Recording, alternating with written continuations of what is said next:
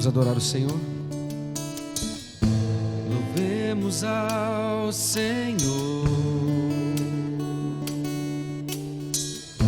louvemos ao Senhor, adoremos o seu santo monte, nosso amado Pai, seu nome é santo. Louvemos ao Senhor, louvemos ao Senhor, adoremos o seu santo monte, nosso amado Pai, seu nome é santo. Louvemos ao Senhor, pois seu nome é santo, pois seu nome é santo. Louvemos ao Senhor, pois seu nome é santo. Magnifiquemos, magnifiquemos ao Senhor, ao Rei que é digno de louvor, e Ele é excelso, excelso, supremo, muito digno de louvor. Ele é excelso, excelso, supremo, muito digno de louvor. Cristo é a nossa vida, o motivo do louvor em nosso novo coração. Foi Ele, pois morreu a nossa morte para vivermos sua vida, nos trouxe grande salvação. E Hosana, Hosana, Hosana, Hosana ao nosso Rei. Uma última vez. Hosana, Hosana, Hosana ao nosso Rei.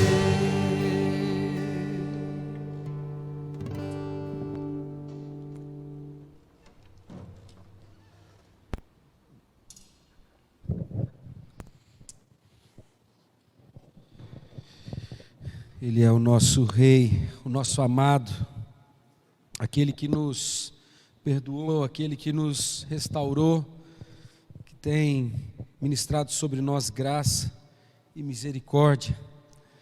Nós sabemos, por causa do Espírito, por causa do seu Espírito, que não somos merecedores do seu amor, não somos merecedores da sua bondade, e que somente Ele, para nos habilitar para poder prestar culto agradável e aceitável ao Senhor.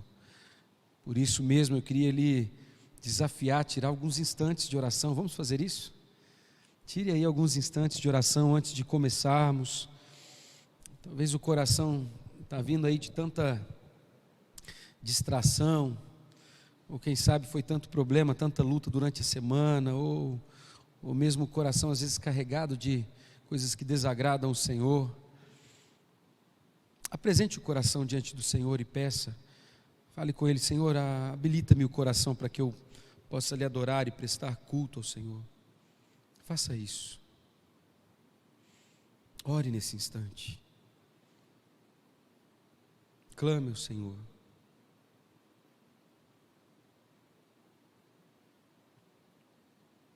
Peça para que Ele lhe concentre,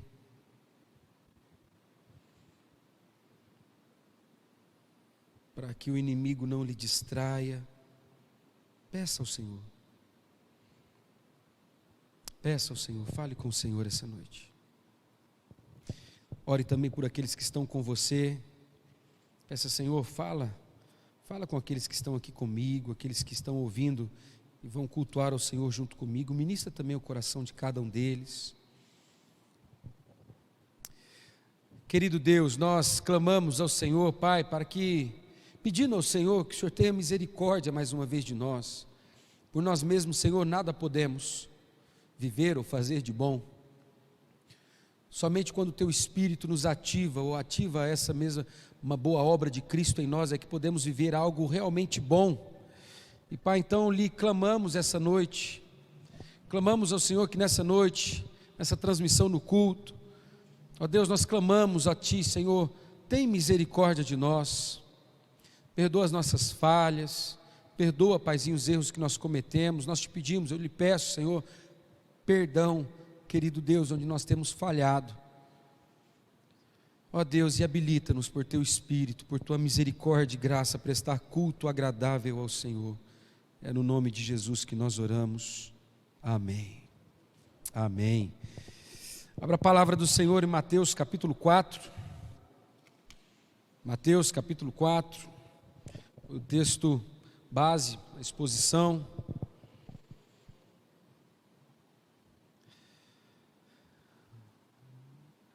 No domingo que antecede a este, Mateus capítulo 4, versículo de 1 a 11. Vamos lá?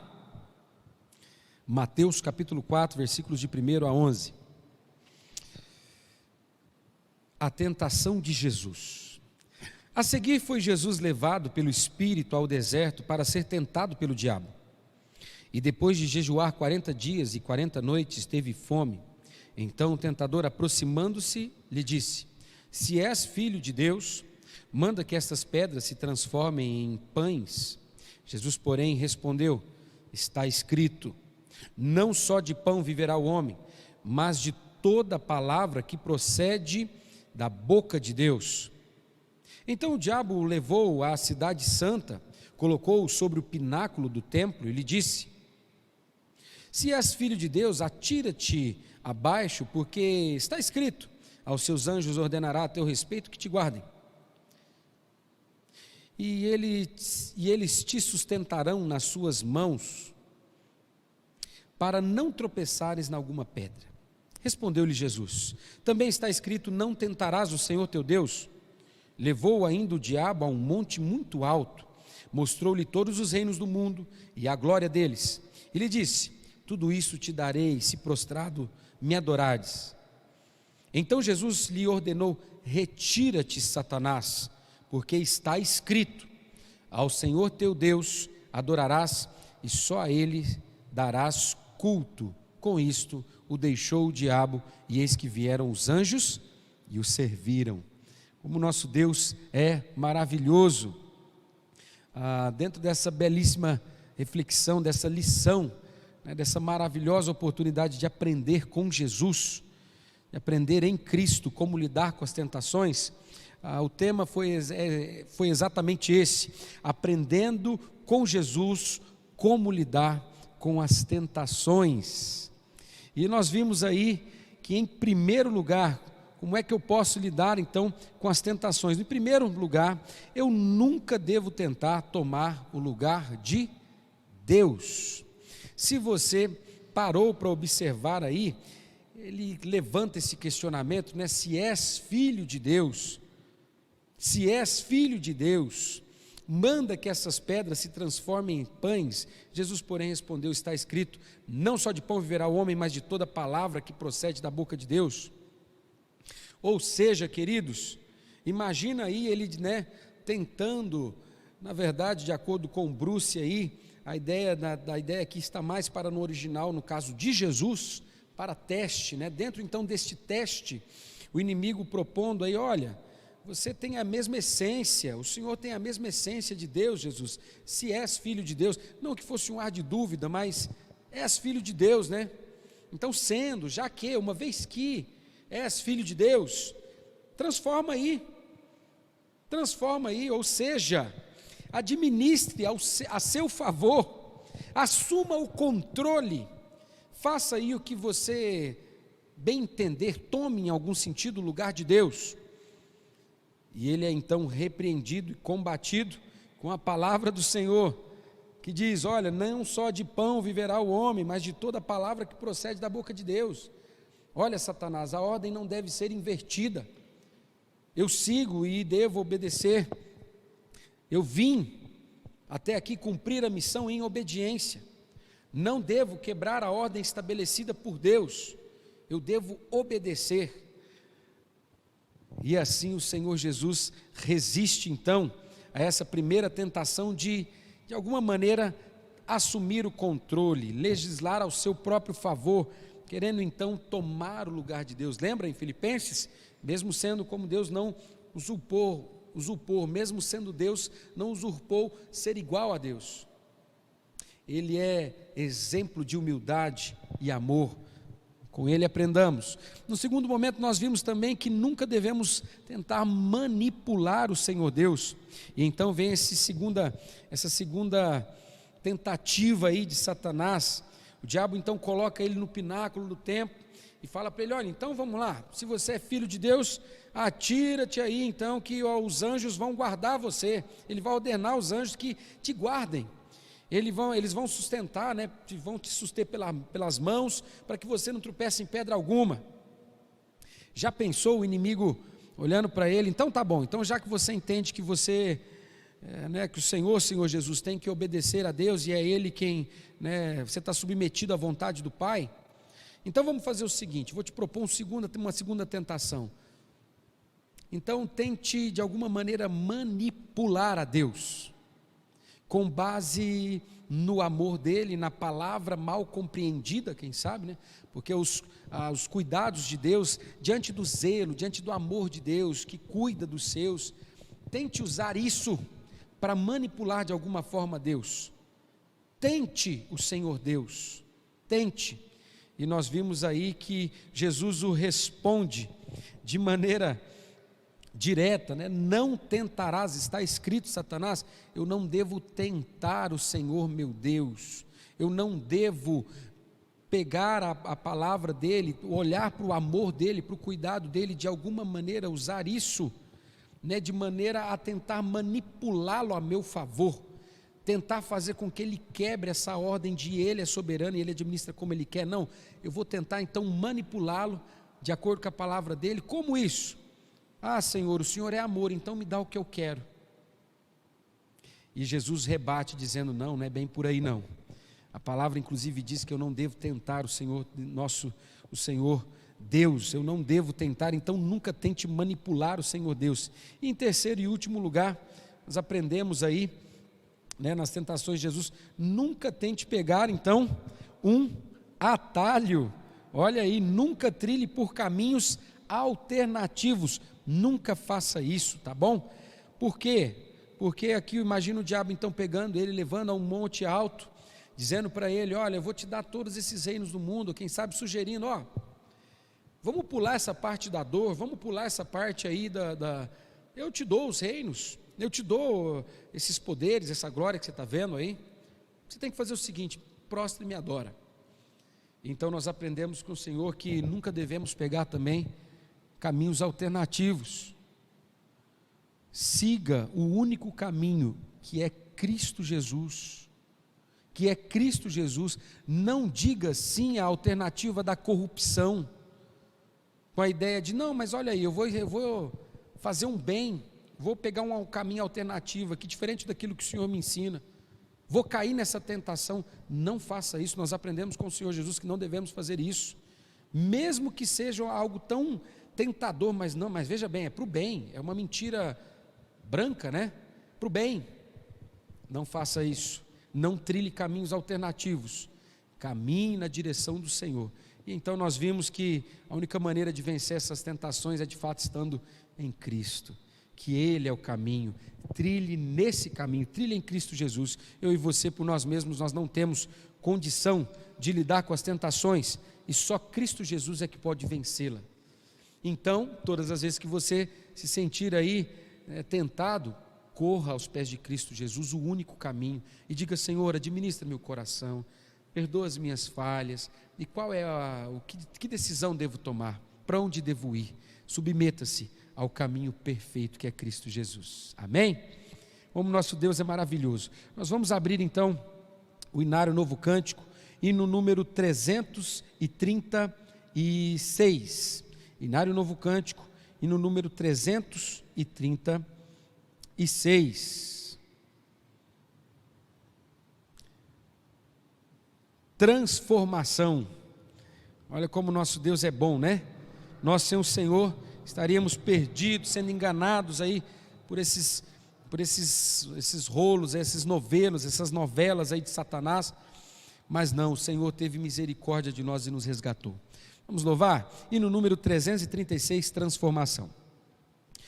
Eu perdido pecador, longe do meu Jesus, me encontrava sem vigor, a perecer sem luz. Meu estado Cristo viu, dando-me sua mão, e salvar-me conseguiu da perdição. Cristo me amou e me livrou, o seu imenso amor me transformou. Foi seu poder, o seu querer, sim, Cristo Salvador me transformou. Minha vida, todo ser, quero lhe consagrar. Ao seu lado vou viver, o seu amor cantar. A mensagem transmitir aos que perdidos são. Venham todos já fruir a salvação. Cristo me amou e me livrou, o seu imenso amor me transformou. Foi seu poder, o seu querer, sim, Cristo Salvador me transformou. Amém. É Ele que pode então nos resgatar, livrar-nos de nós mesmos, livrar-nos então do pecado, da corrupção no coração humano, livrar-nos da tentação e dirigir-nos no caminho de graça, paz e santidade. Abra ainda a palavra do Senhor, Salmos, livro com Salmos, o Salmo número 24. Livro com Salmos, Salmo número 24. Nós vamos ler apenas o versículo 1 e 2. Nós devemos adoração, nós devemos prestação de contas, nós devemos satisfação àquele que nos criou, àquele que nos ama. Nós devemos submissão, amor, gratidão, tudo isso devemos ao Senhor que nos ama, a quem pertence toda a terra. Vamos lá? Salmo 24, capítulo 24, versículo 1 e 2. Está subtitulado A Vinda do Rei da Glória. Diz assim: ao Senhor pertence a terra e tudo o que nela se contém, o mundo e os que nele habitam. Fundou-as ele sobre os mares e sobre as correntes a estabeleceu. Até aí.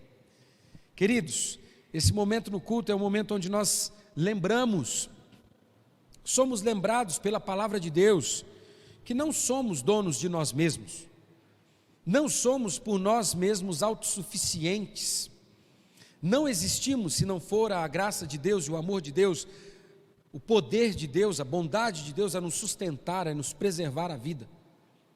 A Ele pertence a terra e todos os que nela habitam.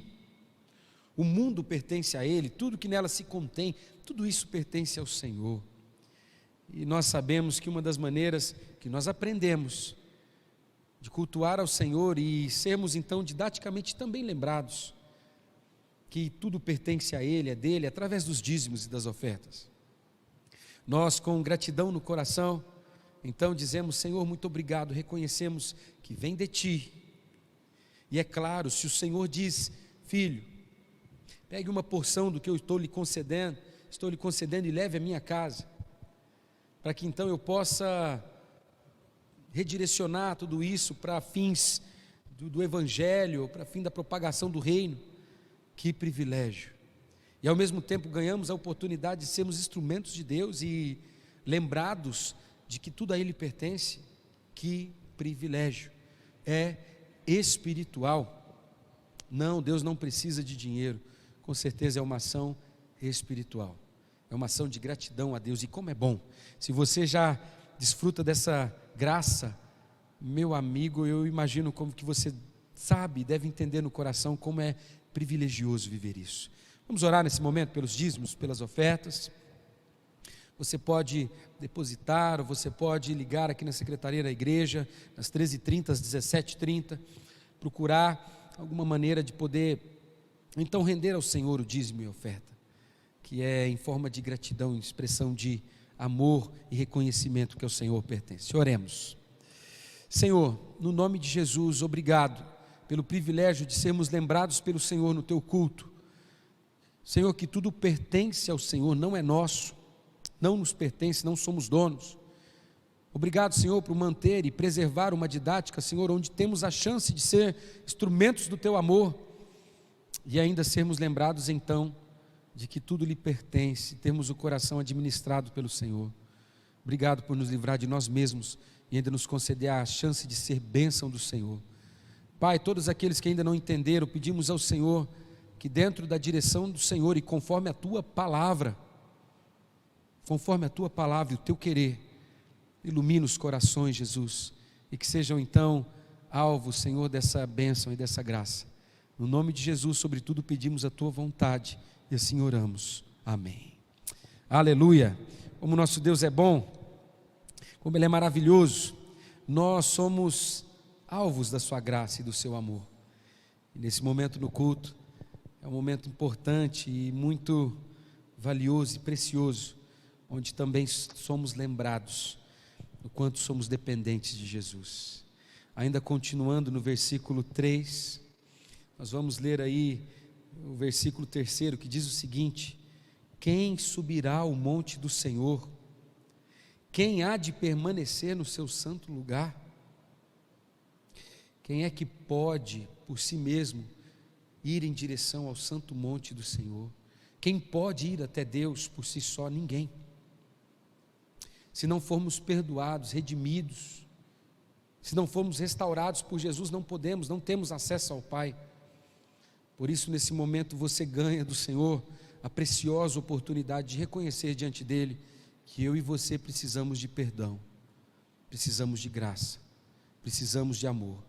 Tire alguns instantes então e reconheça diante do Senhor quem você é, quem nós somos e quem Deus é. Fale com o Senhor, confesse diante do Senhor as suas falhas, os seus fracassos, os seus pecados.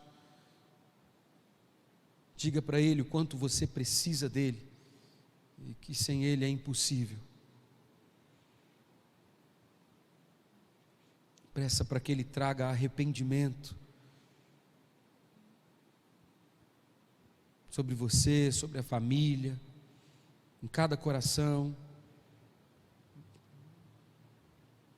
Peça para que desfrutemos de um coração limpo e de mãos puras, redimidas e lavadas e purificadas pelo Senhor Jesus. Querido Deus, reconheço, ao começar em mim, Deus, que somos falhos, que pecamos, que somos limitados, e se não fosse o Senhor um dia nos chamar e nos atrair, nós nem sequer desfrutaríamos de algo, de uma ação ativada em nós genuinamente boa. Não temos por nós mesmos um acerto ou como chegar até o Senhor. Nos perdemos em nossos pecados e fracassos e transgressões. Ó Deus, então lhe peço, Senhor, neste culto, Jesus, perdão, Jesus, Santo Espírito, perdão, Deus vivo, perdão. Jesus amado, perdão. Perdão pelos nossos fracassos. Guia-nos no teu amor. Nós somos dependentes do Senhor. É no nome de Jesus que nós oramos. Amém. E quem pode então desfrutar dessa graça do Senhor?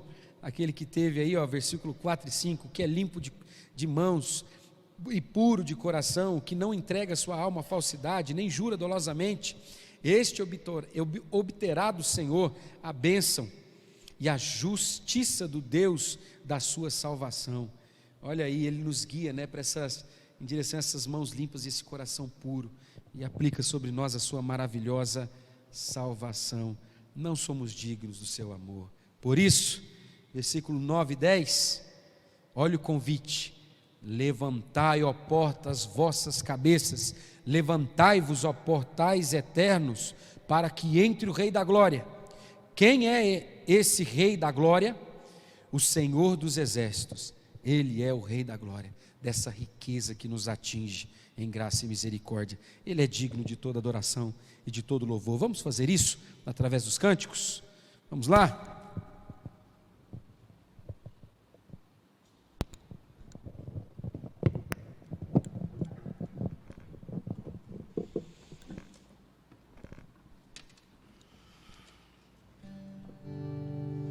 Vamos adorar ao Senhor pela sua formosura, pelo seu perdão e cura que nos atinge, nos alcança.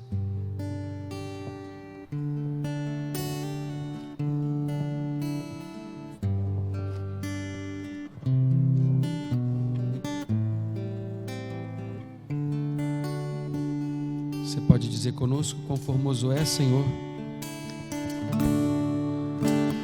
Quão formoso és, Rei do universo, sua glória enche a terra e enche o céu.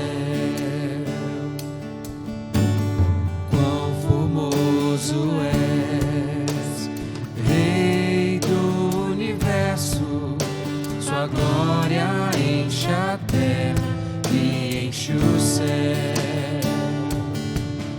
Sua glória enche a terra, sua glória enche o céu, tua glória enche minha vida, Senhor. E sua glória enche a terra, sua glória enche a terra, sua glória enche o céu, tua glória enche minha vida, Senhor. E é maravilhoso, maravilhoso é estar em tua presença. Maravilhoso é poder te adorar. Maravilhoso é tocar em tuas vestes. Maravilhoso é te contemplar, Senhor. Maravilhoso, maravilhoso é estar em tua presença. Maravilhoso é poder te adorar. Maravilhoso é ficar em tuas vestes. Maravilhoso é te contemplar, Senhor. Te contemplar, Senhor. Maravilhoso é te contemplar, Senhor. Maravilhoso é te contemplar, Senhor. Amém. É maravilhoso quando nós percebemos que a riqueza do Senhor, a glória do Senhor invade os corações e Ele então nos cuida no seu amor, na sua misericórdia, na sua bondade, e nós contemplamos a sua graça.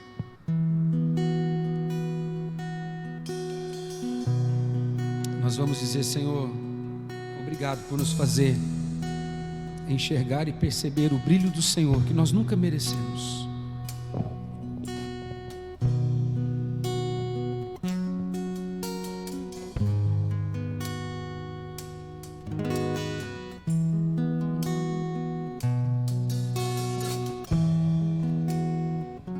vamos dizer: Senhor, Tu és a nossa estrela da manhã, o Cordeiro Santo que nos trouxe a paz. Em Tuas mãos está tudo vencer. Resposta a todo aquele que clama. E nós sabemos, a verdade é a Tua palavra e não podes mentir. Por isso estamos aqui. És a nossa estrela da manhã, o Cordeiro Santo que nos trouxe a paz. Em Tuas mãos está todo vencer. Resposta a todo aquele que clama. A verdade é a Tua palavra e não podes mentir. Por isso estamos aqui. E nós Te louvamos, ó Senhor. Te louvamos, ó Senhor, pelo Teu imenso amor. Manifesta o Teu perdão e poder, e assim vamos Te adorar para sempre. Para sempre, ó meu Deus. Te louvamos, ó Senhor, pelo Seu imenso amor. Manifesta o Teu perdão e poder, e assim vamos Te adorar para sempre, para sempre. É sempre, ó meu Deus.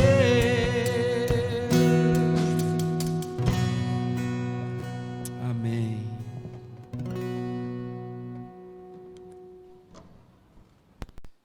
A graça e a paz do Senhor Jesus Cristo, queridos irmãos. Que bom é poder prestar culto ao Senhor, que bom é poder adorar o nome do Senhor. Nós vamos nesse momento então para a exposição na Sagrada Escritura. Nós precisamos do amor e da graça de Deus, nós precisamos da ação do Espírito em nós para nos fazer entender essa palavra de vida, para tornar eficaz essa palavra, não é verdade? Para que seja de fato palavra poderosa, que gera transformação em cada um de nós. Por isso eu gostaria de lhe convidar para que nós orássemos. Vamos orar? Vamos falar com o Senhor, pedir ao Senhor que Ele nos habilite a entender a palavra dEle, que Ele nos livre das distrações, daquilo que nos impede de ouvi-lo, de prestar atenção. Vamos fazer isso? Querido e santo Deus, nós clamamos ao Senhor nesse momento, Pai, pedindo ao Senhor, Paizinho, que o Senhor afaste, Paizinho, de nós aquilo que nos atrapalha a ouvir a voz do Senhor. Oh, querido Deus, nos protege, Paizinho, precisamos de Ti, por Tua graça e misericórdia, que possamos ouvir a voz do Teu Espírito, ouvir a Tua palavra falar conosco. Pai, ministra-nos o coração, esconde-nos no Teu amor e na Tua graça, precisamos de Ti, e é no nome do Senhor Jesus que nós oramos, clamando sobre tudo o Teu querer. Amém, Jesus, amém. Querido, queria lhe convidar então, você que está acompanhando aí conosco, abra a palavra do Senhor na primeira epístola, Pedro, primeira epístola de Pedro aí, vamos lá? Abra a palavra do Senhor aí, na primeira epístola, redigida aí por Pedro, está ali pertinho do Tiago, Novo Testamento. Vamos abrir a palavra do Senhor então em Pedro, capítulo 1. Nós vamos ler apenas 2 versículos, versículo 9 e versículo 10. Então, 1 Pedro, primeira epístola de Pedro, capítulo 1, versículos 9 e 10. Capítulo 2, perdão, queridos. Capítulo 2, tá bom? Capítulo 2, versículos 9 e 10. 1 Pedro, capítulo 2, versículos 9 e 10. Vamos à leitura da Sagrada Escritura, com muita reverência. Acompanhe aí onde você estiver, leia conosco. Diz o seguinte o texto: Vós, porém, sois raça eleita, sacerdócio real, nação santa, povo de propriedade exclusiva de Deus, a fim de proclamardes as virtudes daquele que vos chamou das trevas para a sua maravilhosa luz. Vós, sim, que antes não éreis povo, mas agora sois povo de Deus, que não tinhais alcançado misericórdia, mas agora alcançastes misericórdia. Aleluia, somente até aí. Nação santa.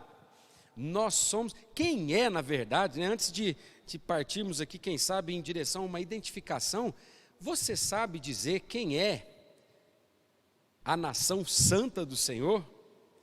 Quem é esse povo de Deus, né? A nação cujo Deus é o Senhor, né? Cujo Senhor governa os corações.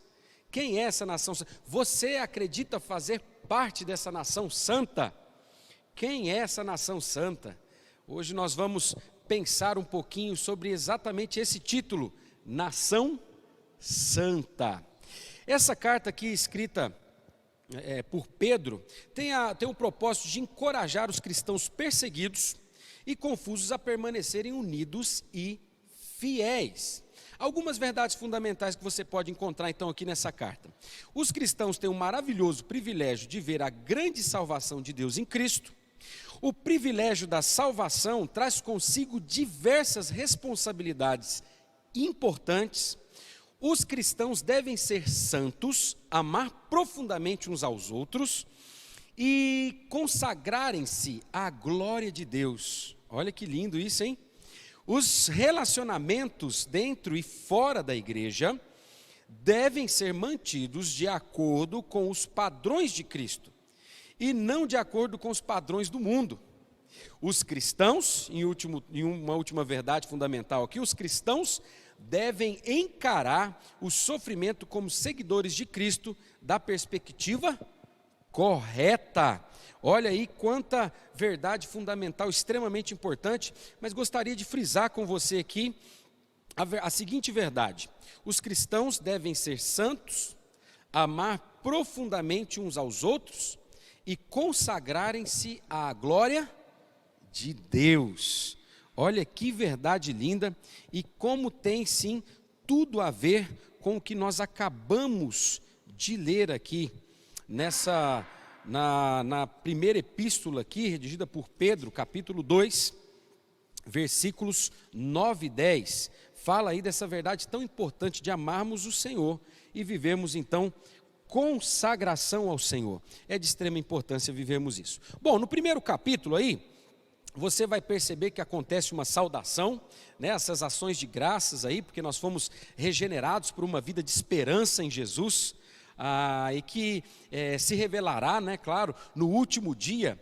Nós precisamos então exultar firmemente até o final, até o dia onde essa promessa que foi, né, anunciada aí pelo Espírito Santo através dos profetas, nós precisamos exultar firmemente até o último dia, né, quando essa promessa aí se cumprir.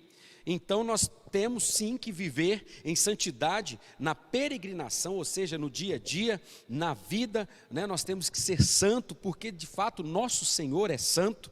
E aí então nós entramos no capítulo 2, esse pequeno resumo no capítulo 1 aí, e entramos então no capítulo 2, onde nós vamos ver que os cristãos são casa espiritual edificada em Jesus. Olha só que legal, lembra que fala que Jesus é a pedra angular e nós somos então pedras vivas conectadas nele, e nós então somos dirigidos, ministrados por esse construtor, né, essa pedra angular, sustentados por ele. Então estamos sendo construídos no formato de um templo de santificação, né, um lugar santo, um santuário de adoração ao nosso Deus.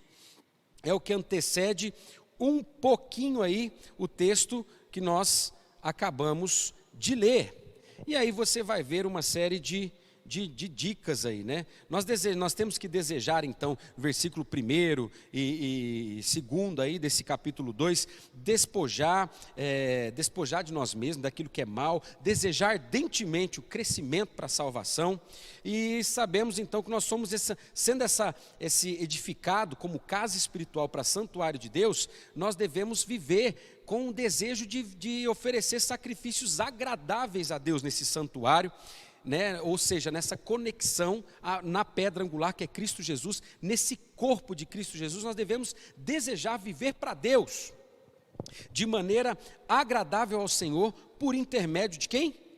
De Jesus Cristo, amém? E aí então nós chegamos nesse texto belíssimo, que vai falar que nós somos então raça eleita, nação santa, sacerdócio real, né? Que maravilha, como nós somos privilegiados e amados pelo Senhor. Dentro da ideia de nação santa, hoje, querido, gostaria de lhe convidar para ver 3 movimentos diferentes a respeito da ideia de sermos nação santa. Vamos pensar a respeito da essência. O que significa ser, em essência, uma nação santa? Vamos lá? Nós somos aí, então, essas pedras vivas, esses cristãos aí, né, tão abençoados, dirigidos pelo Senhor, privilegiados, né, como é maravilhoso. Bom, dentro desse termo aí, nação santa, a palavra em original, no grego aí, ela traz a ideia de genos, ou seja, essa ideia conduz um pouquinho para a ideia biológica da coisa, parentesco, família. Na verdade, dentro do dicionário léxico, nós podemos encontrar aí alguns significados: parentes, prole, família, raça, tribo, nação. Então, em primeiro lugar, nós vemos aí um pouquinho dessa essência. O que significa ser raça eleita? Primeiro, raça tem a ver com essa ideia um pouco mais biológica de ser parentesco, família, união maravilhosa com o Senhor. Bonito isso, né?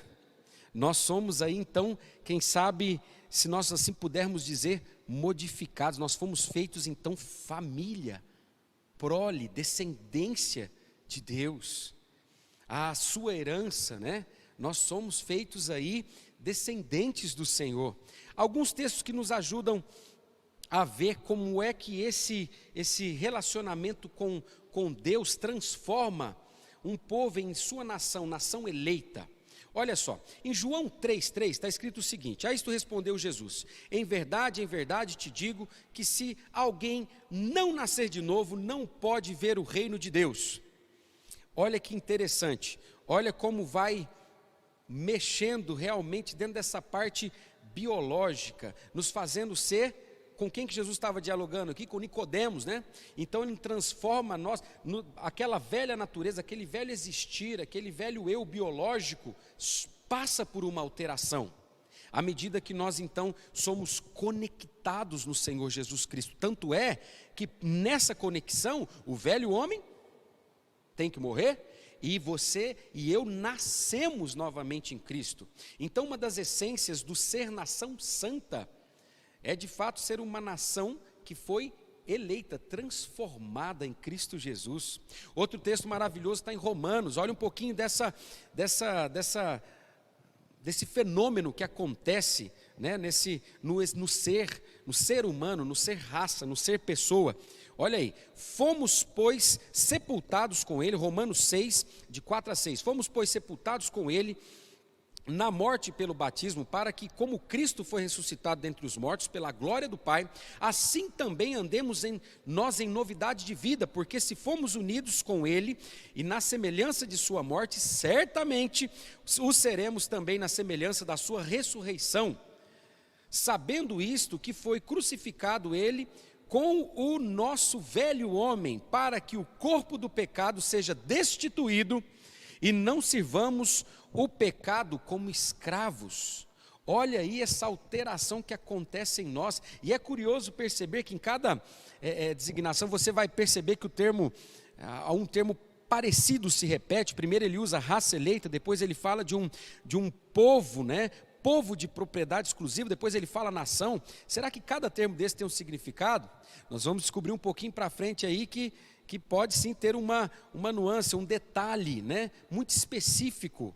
Olha só, né? Não é uma perda de tempo aí, não trata-se, né, de uma mera repetição, de um mero desperdício de vocabulário. Então, quando ele fala aqui no primeiro, raça eleita, olha aí, está falando dessa interação biológica, dessa alteração, né?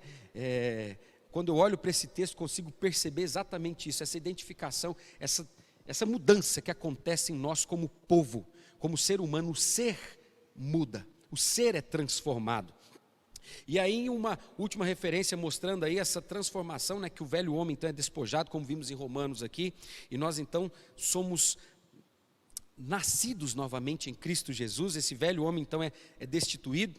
E esse último texto diz o seguinte: pelas quais nos têm sido doadas, em 2 Pedro 1,4, pelas quais nos têm sido doadas as suas preciosas e muito grandes promessas, para que por elas vos torneis coparticipantes da natureza divina, livrando-vos da corrupção das paixões que há no mundo.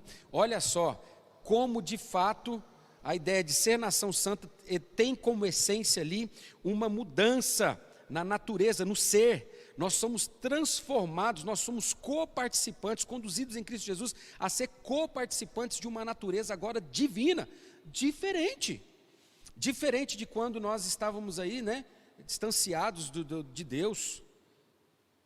E nós fomos então, queridos, eleitos. Ser nação santa significa ser geneticamente, quem sabe, aí transformado.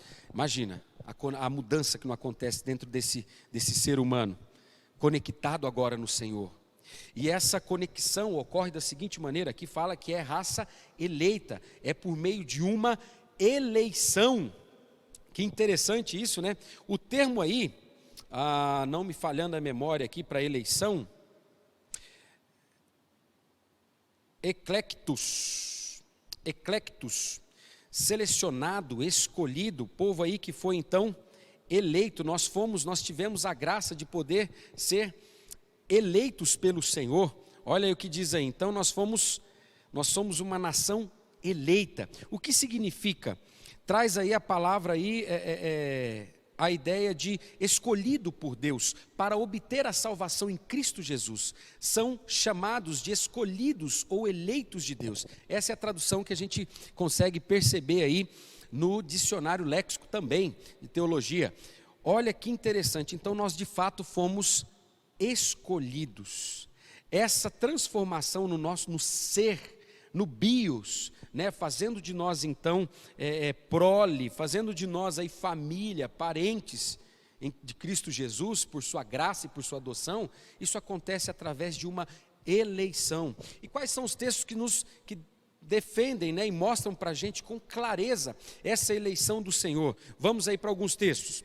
Em 2 Tessalonicenses 2,13 diz o seguinte: mas nós devemos sempre dar graças a Deus por vocês, irmãos, amados pelo Senhor, porque desde o princípio Deus os escolheu para serem salvos, mediante a obra santificadora do Espírito e na verdade. Olha um texto aí, né, trazendo luz a esse raça eleita, a essa eleição, falando um pouquinho dessa eleição, contando para nós aí que Deus então escolheu esses eleitos para serem salvos, mediante a obra, né, com palavras claras, santificadora do Espírito Santo. Em um outro texto, também ali em Romanos, o 29, capítulo 8, 29 e 30, diz o seguinte: porquanto aos que de antemão escolheu, também os predestinou para serem conformes à imagem de seu Filho, e a fim de que ele seja o primogênito entre muitos. Olha essa ideia aí do parentesco, né? Do ser então transformado na natureza por causa da conexão com Cristo Jesus. Olha a ideia do que significa ser nação santa, ser transformado como ser humano então e ser conectado, para que ele seja o primogênito entre muitos irmãos, o Cristo Jesus. E aos que predestinou, a esses também chamou, e aos que chamou, a esses também justificou, e aos que justificou, a esses também glorificou. Nessa eleição, algo muda dentro do ser humano, de maneira clara. Nós passamos a ser reconectado no Senhor, transforma o ser, quem nós somos em essência. Mais um trecho a respeito de eleição, agora em Efésios 2, de 8 a 10, diz o seguinte: porque pela graça sois salvos, mediante a fé, e isto não vem de vós. Está vendo a ideia de ser eleito? Se você não entende, tem dificuldade um pouquinho com o termo eleito, imagina o que significa eleito. Eleito é aquela ideia de, dentre uma multidão, alguém é eleito, ou em outras palavras, escolhido. E esse texto, para ser um pouquinho mais claro, tá, né? A cada texto que nós vamos lendo aqui, como vai ficando claro que de fato o Senhor, pela graça dele, nos salvou, mediante a fé. Ele usou o meio chamado fé para despertar isso em nós, mas gente que ele elegeu, que ele escolheu. E esse texto que nós estamos lendo diz o seguinte: e isto não vem de vós, é dom de Deus, não de uma ação humana, não de obras, para que ninguém se glorie, pois somos feitura dele, criados em Cristo Jesus para boas obras, as quais Deus de antemão preparou para que andássemos nelas. Efésios 2, de 8 a 10, belíssimo texto, não é verdade? E finalizando então, a ideia de eleitos aqui, em Colossenses 3,15 diz o seguinte: que a paz de Cristo Jesus seja o juiz em seu coração, visto que vocês foram chamados para viver em paz, como membros de um só corpo, e sejam agradecidos. Nós fomos chamados então, né, pelo Senhor, para viver essa paz, sermos transformados neles em um só corpo, conectados a Ele, mudados, transformados. Então uma característica de ser nação santa é ser transformado em quem nós somos, no ser, por Cristo Jesus. Maravilhoso esse texto, né? Queridos, incrível, é maravilhoso poder observar e ver como Deus de fato é bondoso, porque segundo a nossa própria ação não conseguiríamos, não seria possível que nós conseguíssemos então ser nação santa. É algo que Ele elege, é algo que Ele resolve fazer no ser humano e não de obras de alguém. No segundo momento, nós vemos também que outra característica em ser nação santa é ser sacerdócio real. Outra essência do ser nação santa, ou seja, do ser povo de Deus. A ideia de sacerdócio aí, a palavra hierateuma, traz esse ofício de um sacerdote, ou ordem, ou um corpo de sacerdotes. Outra característica também notada no povo de Deus, em ser nação santa, é que esse povo é transformado então em sacerdote. E qual a ideia dessa transformação desse povo aí que foi transformado em sacerdote? Para que você saiba e possa conhecer um pouquinho ali da ideia de onde começou, né? Números, capítulo 3, versículos de 5 a 8, diz o seguinte: disse o Senhor a Moisés: faze chegar a tribo de Levi, e põe-na diante de Arão, o sacerdote, para que o sirvam, cumpram os seus deveres para com ele e para com todo o povo, diante da tenda da congregação, para ministrarem no tabernáculo, tendo cuidado de todos os utensílios da tenda da congregação, e cumprirem o seu dever para com os filhos de Israel, e ministrar no tabernáculo. Olha só, então qual é a ideia de ser então feito aí sacerdote? A ideia do sacerdote são aquelas pessoas que foram escolhidas para poder servir ali nesse lugar onde Deus, o Todo-Poderoso, falava com o povo de Israel. Ou seja, ali no tabernáculo, eles serviam ali. Deus os usava para ministrar como canais de ministração, como canais de bênção, como canais do serviço ao Senhor, ali no templo. Ou seja, eles estão aí com essa função, né? com essa função de poder ser instrumentos de Deus para a comunicação, então, entre Deus e os homens, e vice-versa, nessa comunicação também que vai dos homens em direção a Deus. E uma característica do povo de Deus, ou seja, dessa nação santa, é que essa nação santa, povo de Deus, é transformada então em sacerdote, ministro. Claro, claro que os cristãos hoje como igreja são levados a viver isso, essa função dirigida pelo Espírito Santo de Deus. E claro, uma vez conectados nele, lembra que muda quem nós somos como ser, porque estamos conectados nele, transformou o nosso ser como raça eleita, raça que foi selecionada por ele e transformada, que está passando por um processo de novo nascimento. Nós fomos feitos também, então, instrumentos desse sumo sacerdote, o Senhor Jesus Cristo. O Senhor Jesus Cristo. Essa nação santa, então, ela é transformada em nação que é usada por Deus para ministrar sobre o povo, para falar, para comunicar essa graça, desse amor maravilhoso de Deus. Significa aí que o cristão também tem direito, ganha do Senhor essa aproximação com o Pai. Ganha a graça de poder oferecer a Deus, presenciar a obra de Deus, a vivência da obra de Deus acontecendo em nós. Ganha por Deus essa graça de poder ser instrumento, usado por Ele na obra, ter intimidade com Ele, no ser, cultuá-lo de maneira verdadeira. É maravilhoso de vivenciar também sacrifícios espirituais, sejam eles silenciosos ou proclamacionais, seja da maneira que for, nós ganhamos esse privilégio como nação santa. Essa é uma das essências de ser nação santa. Aqui parar por alguns instantes e fazer uma pergunta. Você tem identificado isso em você? Você tem conseguido perceber o quanto Deus transformou quem você é como pessoa? De fato, o Senhor Deus, você presenciou o Senhor Deus arrancando aquele velho homem ou aquela velha mulher de você? Você tem presenciado o Senhor Deus lhe usando, lhe fazendo instrumento útil de conexão, entre Deus e os homens? Você tem sido de fato sacerdote? E aqui ainda tem um adendo, a ideia de sacerdote real, traz essa ideia de basileios, a ideia de real, majestoso, régio, ou seja, sacerdote do sumo sacerdote, dirigidos pelo Espírito, instrumentos de Deus, instrumentos da obra de Deus, do amor de Deus aqui nessa terra, a serviço do rei, sacerdócio real, em pró do reino de Deus. Aleluia. Em alguns lugares, por exemplo, como em Apocalipse, nos mostra para a gente que os cristãos são inseridos nessa realeza de Jesus. Por exemplo, Apocalipse 1, capítulo 1, versículo 6, capítulo 5, versículo 10, capítulo 20, versículos 4 e 6, capítulo 22, versículo 5, nós vemos aí então que nós somos então feitos agentes desse nosso rei maravilhoso.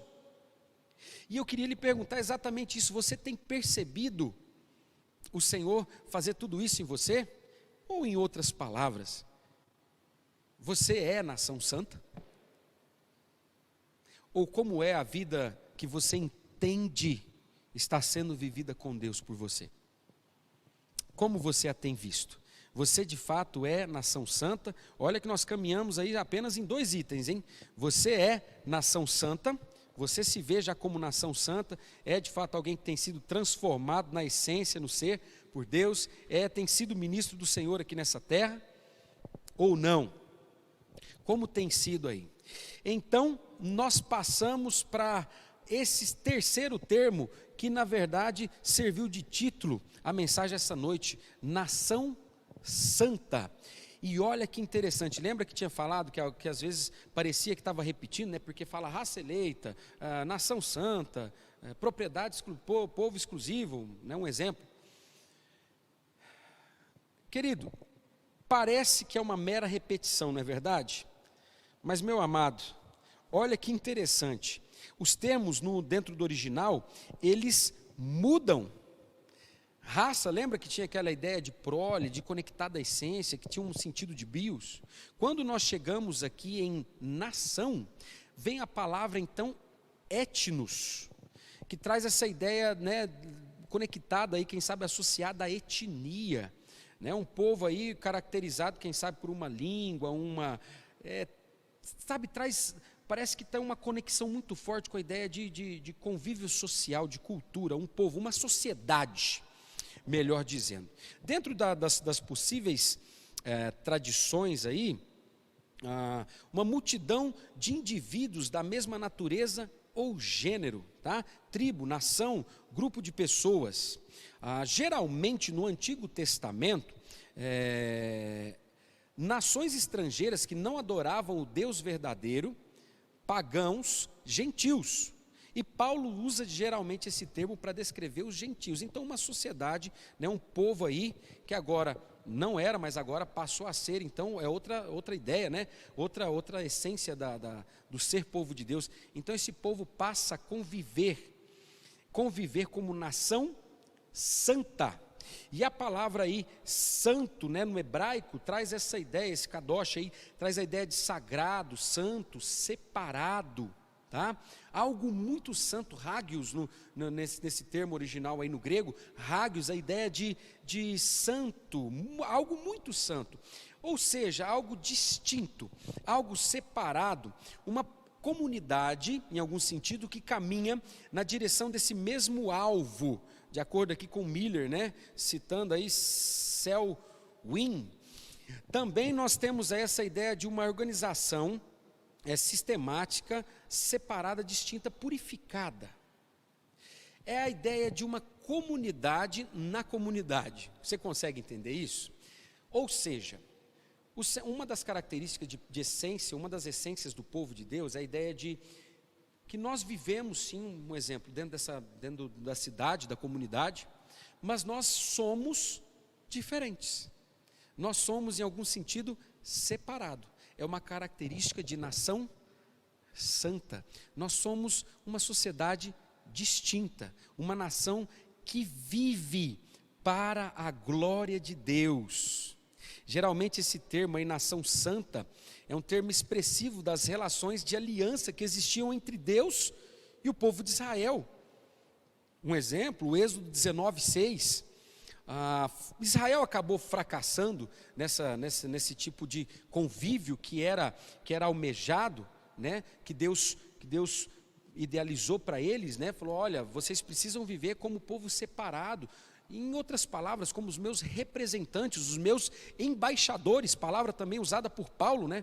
Vocês devem viver assim na nação, como uma sociedade distinta, uma sociedade que é usada como sacerdote, ministros do Deus Altíssimo, transformadas em sua essência, e que tem então uma interação social distinta, diferente, que é separada, que é santa. Isso significa ser alguém louco, alguém que trata com indiferença ou com soberba as pessoas que ainda não conhecem ao Senhor, distanciada do amor, que age com arrogância ou ignorância, se entendendo, se sentindo melhor do que os outros. Não, porque na verdade o Senhor Deus é amor e nós somos chamados pelo Senhor para testemunhar como nação santa nessa sociedade a respeito desse Deus maravilhoso. E em último lugar aqui, que é também Deus que cuida de nós, que se apossou de nós, que nos possuiu no seu amor e na sua graça. Querido, talvez ao ler essa expressão, povo de propriedade exclusiva de Deus, talvez exista, em primeiro lugar, um choque no coração. Pode ser que você olhe aí e diga, mas como assim? Ele vem aqui, ele me possui, ele então passa a me dominar. Querido, quando nós olhamos para a realidade de quem nós somos, e quando somos lembrados, você vai ver que lá no final desse texto nós somos lembrados de quem nós somos. E quando você encara a verdade de que jamais seria possível acontecer uma redenção, uma salvação, nesse povo, nessa nação santa. Não seria possível existi-la se o Senhor, o nosso Criador, não tivesse vindo até aqui e nos abraçado com amor, nos resgatado, nos escondido nele. Aí você então entende. Quando você olha nessa perspectiva e não naquela perspectiva ruim, né? Pode ser que você olhando naquela outra perspectiva você tenha uma compreensão ruim do que é ser propriedade exclusiva de Deus, mas quando você olha para essa ideia dos braços de amor de Deus, né? Eu acredito que a vontade que vem no nosso coração é dizer graças a Deus, que Ele me abraçou e me escondeu nele, me fez propriedade exclusiva. Traz a ideia aí de propriedade peculiar. E ele vem falando dessa promessa desde lá do Antigo Testamento, em Êxodo 19, 5 e 6, nós encontramos o seguinte: agora, pois, se diligentemente ouvirdes a minha voz e guardares a minha aliança, olha esse povo aí associado com Deus, né, resgatado por Deus, então sereis minha propriedade peculiar. Essa ideia de peculiar aí própria, particular, reservada. Dentre todos os povos, porque a terra é minha. E vós sereis reino de sacerdotes, que é o que nós lemos aqui, né? E nação santa, são estas as palavras que falarás aos filhos de Israel. Olha que privilégio, na verdade nós estamos ganhando um privilégio de sermos então preservados, possuídos, sermos exclusivamente do nosso Senhor. Que bom é pensar que o nosso Deus nos guarda e fala assim, é meu, e ninguém vai fazer alguma coisa contra eles, ninguém vai os arrebatar da minha mão, ninguém, nenhum sequer se perderá. Não é maravilhoso pensar isso?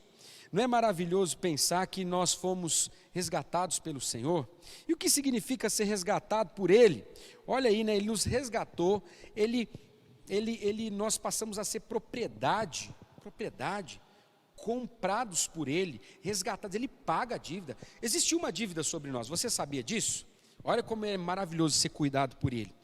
Colossenses 2,14 diz o seguinte: tendo cancelado o escrito de dívida que era contra nós e que constava de ordenanças, o qual nos era prejudicial, removeu-o inteiramente, encravando-o na cruz.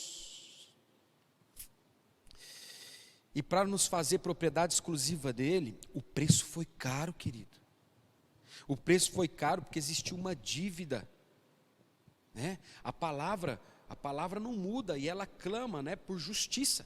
O que é certo, mas ele vem então em nosso lugar, paga a nossa dívida, ele cancela o escrito de dívida, colhe no nosso lugar as consequências dos erros que nós fizemos contra Deus.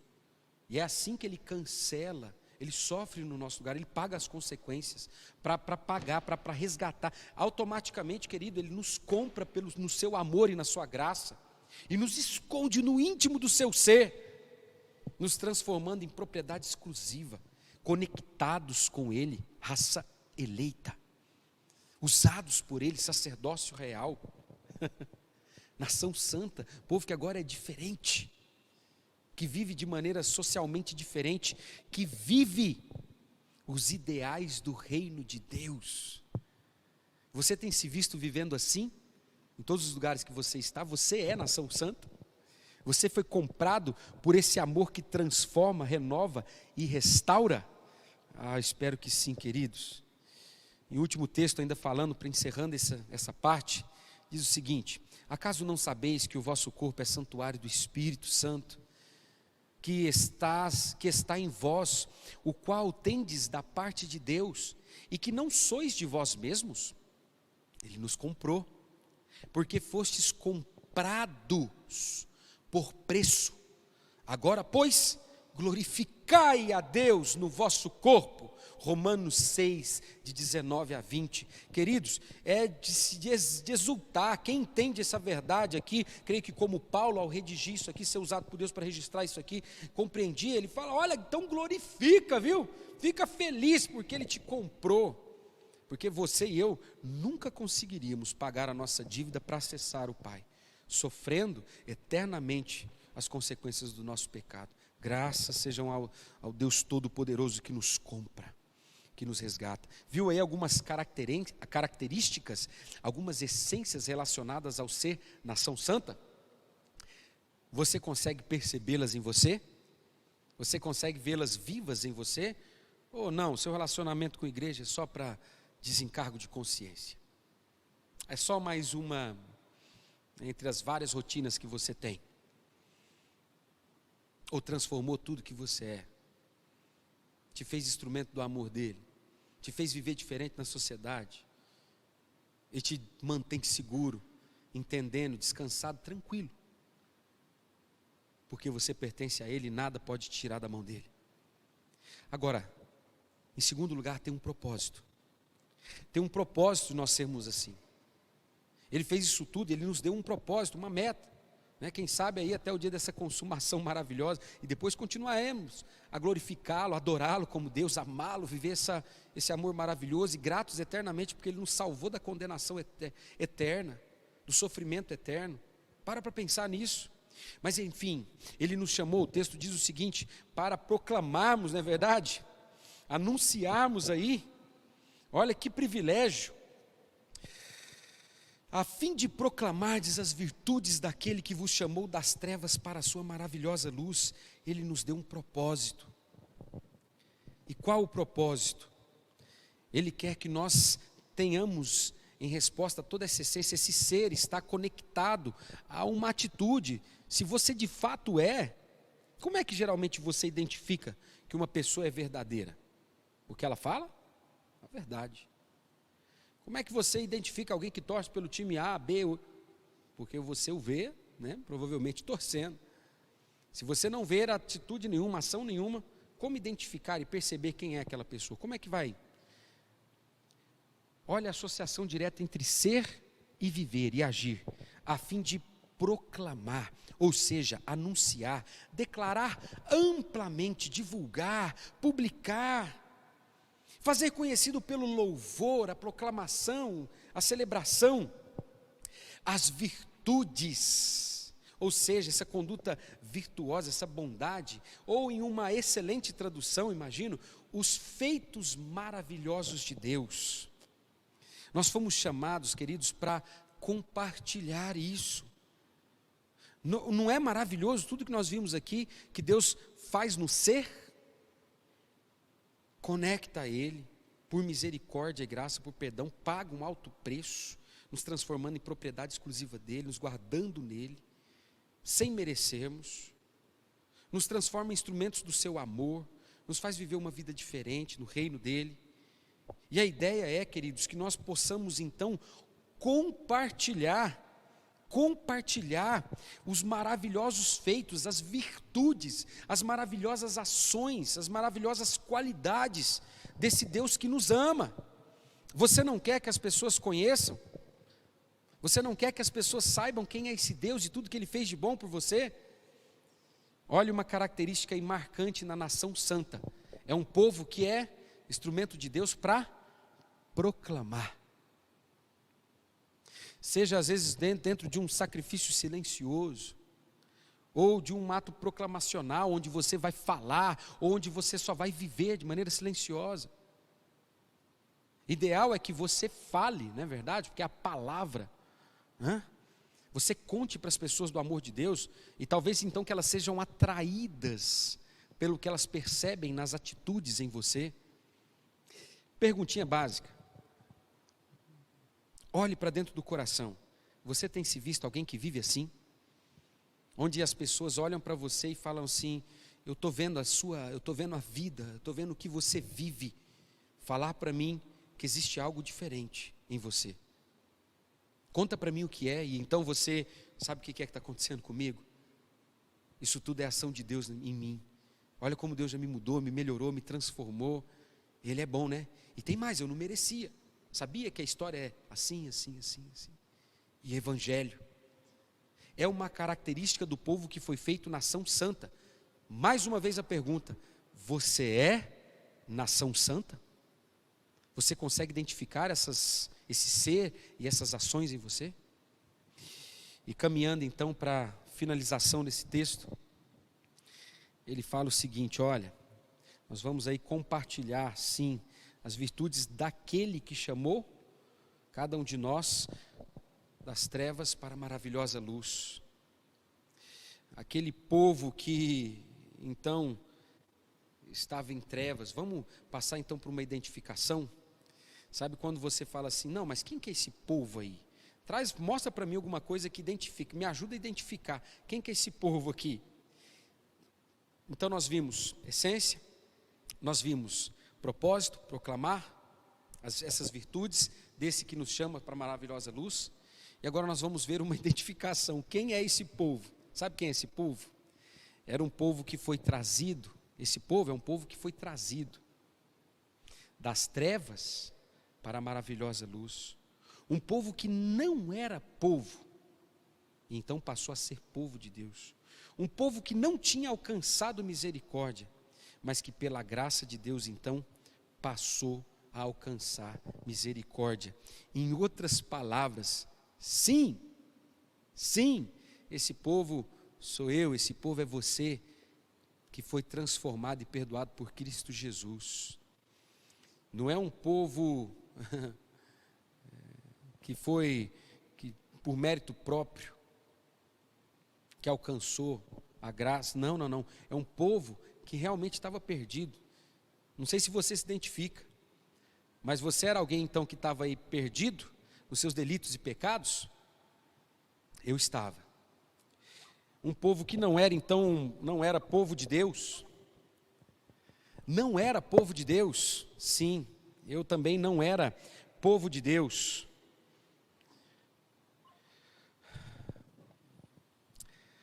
Quando fala que nós estávamos em trevas, sabe a tradução aqui traz a ideia de escuridão, escuridão da noite, da visão obliterada ou cegueira.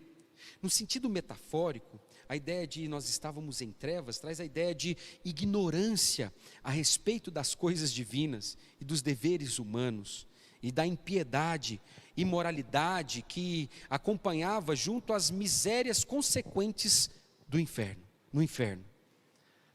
Quando fala que Ele nos arrancou das trevas, quando fala que o Senhor nos arrancou então das trevas para a sua maravilhosa luz, conta para nós então que nós estar em trevas é estar ignorante quanto àquilo, não enxergar aquilo que o Senhor Jesus faria, não enxergar, não ter acesso à beleza, à santidade do Senhor, estar perdido, cego.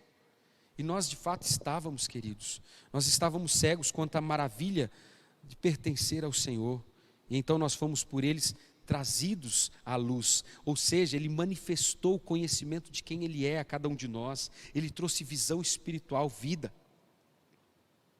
Nós tínhamos um tipo de conduta, de acordo aí com a carta também em Pedro, por exemplo, Pedro 1,14, nós estávamos em tempo de ignorância, andávamos conforme as vontades dos gentios, Pedro 4,3, dominados por todo tipo de paixões, Pedro 2,11 e 4,2. Mas é importante, por que é importante destacar isso? Que nós que não éramos, a gente que não era povo, era um povo perdido, em treva, nós que não tínhamos então, nós estávamos vivendo desse jeito, não tínhamos alcançado misericórdia. Por que é importante destacar isso, pastor? O texto, ele trabalha falou, vocês não eram, mas agora são. É importante destacar, porque você precisa entender, e eu também, que agora nós somos diferentes. Não somos mais como aquele povo que vivia na ignorância, não somos mais povo que vive conforme a vontade gentílica, dominado por todo tipo de paixão. Não é mais para nós esse tipo de vida. Não dá mais para continuar vindo à igreja e sendo nas ações, na vida, ou vivendo como gente que não conhece a Deus. Gente que não está envolvida com a missão do Senhor, com a ministração do reino de Deus como sacerdote real. Não dá mais para viver assim. Ok, nós já vivemos assim, nós fomos perdidos mesmo. Mas agora não. O povo que não era povo, agora é povo. O povo que não tinha alcançado misericórdia, no versículo 10, agora alcançou misericórdia. Foi chamado das trevas para a luz. Então não é mais para viver assim. Nós chamamos às vezes isso de ateísmo prático. O que é ateísmo prático? Você é ateu na prática, você desacredita na existência do Senhor na prática, ou seja, as suas ações mostram como você não se importa com Deus, como você vive de maneira como se Deus não existisse. Apesar de às vezes com as suas palavras confessar a Deus. Entende? Olha como está diretamente associado. Você vive como um ateu prático. Fala que crê em Deus, mas vive como se Deus não existisse. E às vezes pouco mesmo se lembra de Deus. Pouquíssimo. Então o desafio desse texto é entendermos que nação santa não, é transformada na essência, é resgatada, é inserido no Senhor, é guardado por Ele, protegido por Ele, para viver a cultura, as verdades do reino na sociedade. É povo separado, santo, é eleito, é feito instrumento do Senhor nessa terra. Você tem sido assim, nação santa, você tem vivido o propósito. Você pode bater no peito, no coração e dizer, eu sou sim nação santa.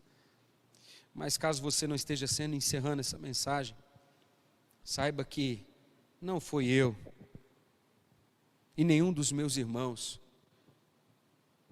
que fizemos a nós mesmos nação santa. Essa palavra aí, misericórdia, nesse último versículo, está no passivo.